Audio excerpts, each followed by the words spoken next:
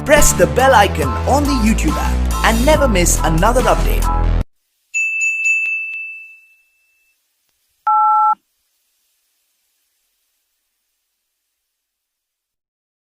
Tool के अंदर यहाँ पे हम लोग आज सीखेंगे मैजिक इरेजर टूल के बारे में। मैजिक इरेजर टूल का किस तरह से यूज़ करते हैं हम लोग इरेज करने के लिए। इससे पहले दो ट्यूटोरियल हमने देखा है, इरेजर टूल और बैकग्राउंड इरेजर टूल। तो बैकग्राउंड इरेजर टूल के बाद अब मैजिक इरेजर टूल को सिलेक्ट करते हैं और देखते हैं कि मैजिक इरेजर टूल का किस तरह से यूज़ किया जाता है। इसके लिए हमने दो इमेजेस निकाले हैं।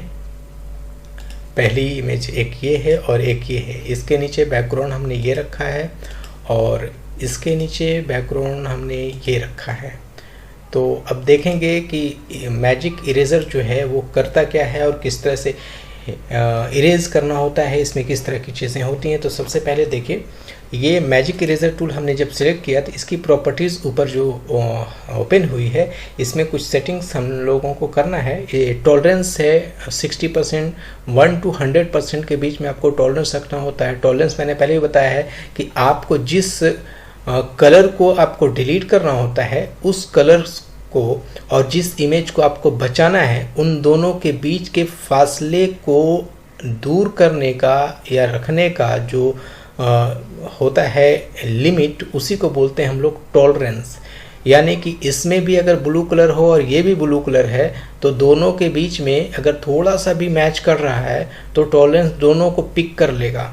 और अगर दोनों मैच नहीं कर रहा, यानी एक ब्लैक है और एक वाइट है, तब तो वहाँ पे टॉलरेंस आप 100% भी रखेंगे तो किसी एक कलर को ही पिक करेगा। लेकिन ज़रा सा अगर मैच कर रहा है, कलरफुल इमेज है, ज़रा सा भी कुछ मैच कर रहा है तो क्या करेगा, उस जिस इमेज को आपको बचाना है उस इमेज को भी पिक कर लेगा और जिसको आपको नहीं बचाना है वो भी पिक कर लेगा। तो दोनों इस तरह से चीज़ें होती हैं। टॉलरेंस 60% रख करके यहाँ पर दो चीज़, एक ऑप्शन यहाँ पे है एंटी एलियास। एंटी एलियास को अगर चेक करके रखेंगे और नहीं रखेंगे तो दोनों में क्या फ़र्क पड़ेगा, इसको भी हम लोग देखते हैं। ओपेसिटी को आप 100% से लेकर के आप जितनी ज़रूरत हो उस तरह से आप जितना इरेज करना है, जितना परसेंट आप उस हिसाब से रख सकते हैं। अभी 100% रखते हैं और एंटी एलियास को हटा के रखते हैं और मैजिक इरेजर टूल को बस यहाँ पे क्लिक करते हैं। क्लिक करने के बाद देखिए क्या होता है।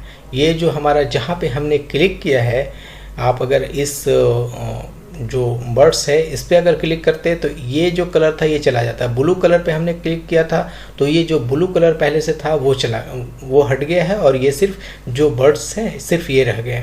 अब एंटी एलियास पे हमने चेक नहीं किया हुआ है तो इसमें क्या फ़र्क पड़ा है, इसको जूम करके थोड़ा देख लेते हैं क्या फ़र्क पड़ता है एंटी एलियास को ये करने से। जूम करके देखेंगे और जूम करें, बहुत आसानी से पता चलेगा क्या फ़र्क पड़ता है। थोड़ा और जूम कर लेते हैं। ये देखिए, जो ब्लू कलर थी वो इस इमेज के चारों तरफ एक लाइन सी बना दी है, एक लाइन सी बना दी। यानी कि जिस तरह से इमेज में कट होना चाहिए था बैकग्राउंड, उस तरह से कट नहीं हुआ है।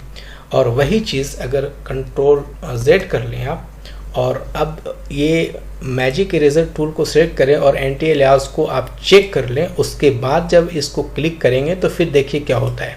ये ब्लू कलर पे जब आप क्लिक करते हैं तो ये पिक्सल को स्मूथ बना करके इरेज करता है। यानी कि ये बर्ड के और ये जो हमारा ब्लू कलर, ये इन दोनों के बीच के जो पिक्सल्स हैं उसको स्मूथ तरीके से इसको हटाता है। अब ये जो पहले से ब्लू कलर आपको दिख रहे थे लाइनिंग, वो ऑलमोस्ट ख़त्म हो गई। यानी ये पिक्सलाइज करके इसमें दोनों को मैच किया है, इस कलर को मैच करने की कोशिश किया है।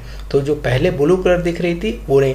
तो अगर आपको बहुत ही फाइन इमेज को कट करना है, इरेज करना है, तो आप एंटी एलियास को क्लिक कर लें। ये एंटी एलियास जो होता है वो एक्चुअली वही चीज़ें होती हैं कि ये चारों तरफ की जो आपको दिख रही होती है लाइनिंग, उसको ये स्मूथली तरीके से पिक्सलाइज करता है और डिलीट करता है।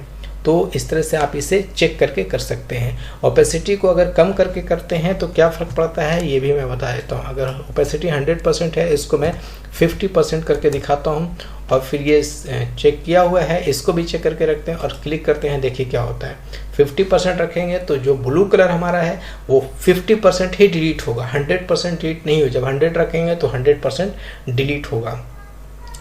और इसके बाद एक चीज़ें कुछ चीज़ें और हैं जो दूसरे वाले इमेज पे आपको मैंने बताया। देखिए ये पहले की जो ब्लू कलर थी वो 100% डिलीट नहीं हुआ है, तो आप इस तरह से भी कर सकते हैं। अब इसे आप जूम जो किया हुआ है इसे आप थोड़ा सा छोटा कर लें इमेज को, फिर आप इस तरह से बीच में करके अब ये ऊपर वाले इमेज को Ctrl+T करके और थोड़ा सा अगर मैं छोटा कर लूँ, इस तरह से मैं अगर छोटा कर लूँ तो देखिए क्या होता है। ये छोटा हमने कर लिया और यहाँ पे ये कर लिया, तो किसी भी इमेज को इस तरह से इरेज करके आप कहीं पे भी इसे सेट कर सकते हैं। तो मैजिक इरेजर टूल का ये यूज़ होता है, आप इस तरह से यूज़ कर सकते हैं और इसे कहीं भी सेटिंग कर सकते हैं। तो ये देखिए इस तरह से हो गया। अब इसे मूव टूल पर आकर के आप इसे, ये तो मैंने 50% किया था, ये तो 50% हमने किया था, तो इसलिए इस तरह से अगर 100% करते तो सिर्फ ये बर्ड वाला इमेज रह जाता और ये बैकग्राउंड पूरा ख़त्म हो जाता और इस बैकग्राउंड पे मैं इसे सेट कर सकता था। तो इस तरह से आप इसे डिलीट कर सकते हैं। ये इमेज है, इसमें भी आप सेम तरीके से मैजिक इरेजर टूल पे आएँ और यहाँ पर आप 100% रखें। जब सिंगल कलर हो तो आप 100% रखें और इसे क्लिक करें, ये हट जाएगा और इसके बैकग्राउंड में जो कलर है वो आपको, ये बैकग्राउंड जो है वो दिखने लगेगा और ये जो इस तरह का है। तो कहीं भी अगर आप स्टूडियो में कोई फ़ोटो खिंचाएं इस तरह से, तो आप एक अच्छा बैकग्राउंड आप दे सकते हैं अपनी इमेज के पीछे। इस तरह से आप एक इमेज के पीछे बैकग्राउंड दे सकते हैं। तो आज के इस एपिसोड के लिए हमारा इरेजर टूल कंप्लीट हो गया फ्रेंड, और आगे के लिए हम लोग आगे के ट्यूटोरियल में बात करेंगे। तो बहुत बहुत शुक्रिया friends, thank you so much.